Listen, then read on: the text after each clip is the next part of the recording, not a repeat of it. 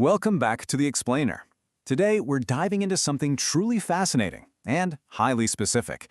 We're unpacking Chapter 3 of a channeled text by Ryuho Okawa, where he claims to channel the spirit of the ancient deity Toth.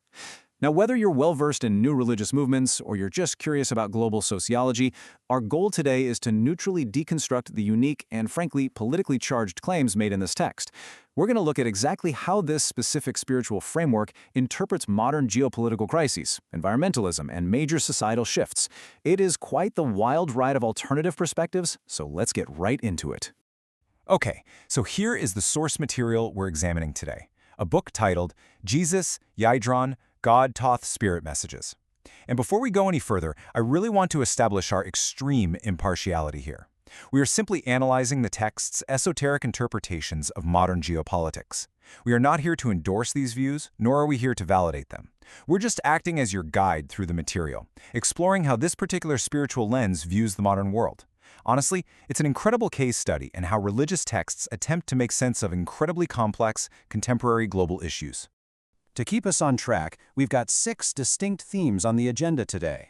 First up, the summoning of Thoth. Second, views on global warming. Third, the Hong Kong Revolution. Fourth, spiritual perspectives on LGBT. Fifth, the Middle East question. And finally, the future of the Koreas. Let's kick things off with Section 1, the summoning of Toth. To really understand these messages, we first need to set the scene. This specific session was recorded on October 5, 2019, up in Canada, right on the eve of a major lecture. According to the text, Toth, who is historically known as an ancient Atlantean leader and an Egyptian deity, is summoned here specifically as a North American god.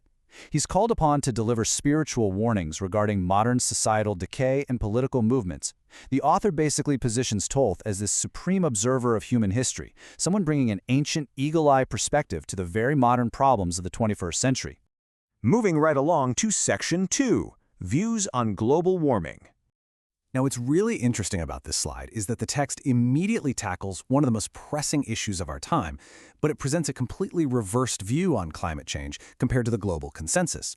On the left, we've got the mainstream view, right, that carbon dioxide is a harmful pollutant driving catastrophic warming.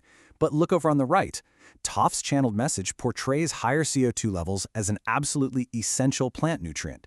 The text argues that increased CO2 will actually lead to the greening of deserts, like those in Africa and the Middle East, and open up brand new agricultural possibilities in freezing places like the Russian tundra. It essentially claims that the Earth has this natural built-in self-purification and balancing mechanism, and that the current spike in CO2 is historically negligible if you compare it to, say, ancient volcanic eruptions. Furthermore, the text categorizes modern climate alarmism, what it calls the back to nature movement, as a disguise for left-wing economic control. It literally equates extreme environmentalism with a direct path to Marxism. The book even explicitly states that political leaders who are skeptical of international climate regulations, and it specifically names figures like Donald Trump and Vladimir Putin, are correct in their resistance. It's a truly fascinating look at how political conservatism and environmental skepticism are entirely wrapped up into this specific spiritual theology. All right, let's pivot to Section 3, the Hong Kong Revolution. So, looking at Asian geopolitics, we really have to remember the context. This text was recorded right in the absolute heat of the 2019 Hong Kong protests. And the text poses a really critical question. What happens if the Hong Kong Revolution fails?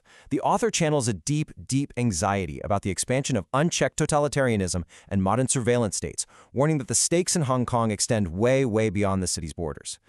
And this brilliantly illustrates Toth's perspective. He points out that democratic movements in the region have actually been active for decades, but they are consistently suppressed and framed merely as riots by the authorities. The text compares the situation in Hong Kong directly to the marginalized struggles we've seen in Inner Mongolia and Tibet. The central argument here is kind of like a domino effect. If human rights and the fire of freedom in Hong Kong are ignored by the rest of the world, it's going to allow a highly advanced totalitarian surveillance system to simply sweep across the rest of Asia. Section 4, Spiritual Perspectives on LGBT. Now, as we report on the book's highly controversial and intensely traditionalist stance on sexuality, we're going to maintain our strict neutrality. According to the text, radical sexual movements and the modern push for LGBT rights are categorized as a distortion of the natural order. The book explicitly labels these movements as a variant of materialism and a rebellion against God. The channeled entity argues that identifying purely by one's physical or sexual desires totally ignores the spiritual reality of the soul. It frames these modern social movements as being driven by animalistic values that completely disregard God's eyes and the divine overarching purpose of human existence. The author draws a very sharp line here between extreme hedonism and spiritual devotion. The text cautions heavily against the degradation of the soul that allegedly comes from chasing endless physical pleasure and dismantling traditional moral frameworks. However, it's really interesting to note that the book does not condemn celibacy. In fact, it specifically states that dedicating one's pure, celibate life to God, much like monks or nuns do, is entirely acceptable and spiritually valid. The critique is laser-focused on what the text perceives as a modern obsession with material bodily identity over spiritual duty. Shifting gears completely, Section 5, the Middle East question. Looking at the geopolitical and spiritual future of the Middle East, the text attempts to bridge a massive cultural divide. The central question posed here is, how does Thoth actually view the modernization of Islamic countries? Well, the text calls for a religious reformation of sorts, suggesting the need for a new Allah teaching that returns to foundational principles of peace, while still adapting to the realities of the modern world. The book actually offers a surprisingly balanced, two-sided critique here. On one hand, it comes down hard on the West, claiming that Western godless democracy has become deeply arrogant, having lost its spiritual anchor to materialism and atheism. But on the other hand, it advises that Islamic nations must evolve into a more open society. It says they need to actively embrace tolerance, modernization, and specifically, women's rights. Notably, it also directly criticizes aggressive, individualistic military stances from leaders like Israel's Netanyahu, arguing that true lasting peace in the region simply cannot be achieved through brute military and economic force alone. And finally, Section 6, Future of the Koreas. Let's see how this builds an ultimate vision for East Asia by looking at the text's prophecies for this perpetual global hotspot. Toth asserts that the Korean crisis is fundamentally tied to regional hegemony. The prophecy expects a massive political upheaval in China, which will act as a major catalyst. Because of this coming shift, the text claims that the current authoritarian rule in North Korea simply cannot survive the 21st century. It's either going to collapse entirely or be forced to modernize. Consequently, the advice directed at South Korea is highly strategic. It warns South Korea to stop playing both sides and urgently reduce its economic reliance on Chinese trade in order to protect itself during this impending regional restructuring. Well, we have definitely covered a lot of ground today. By synthesizing this anthology of Toth, we can see how this single explainer has navigated a wildly diverse array of global issues. I mean, we went from arguing that CO2 is a beneficial plant nutrient, to viewing the Hong Kong protests as a critical frontline against surveillance states, to framing modern sexuality as materialism, and finally predicting major sweeping shifts in the Middle East and the Koreas.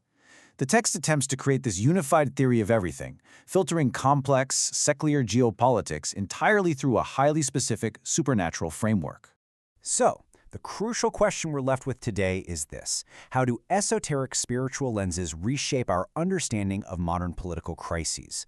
Because, even if you reject every single claim made in this text, it still forces us to confront how supernatural belief shapes political reality for millions of people around the globe. Thanks so much for joining me on this deep dive, and I'll see you next time.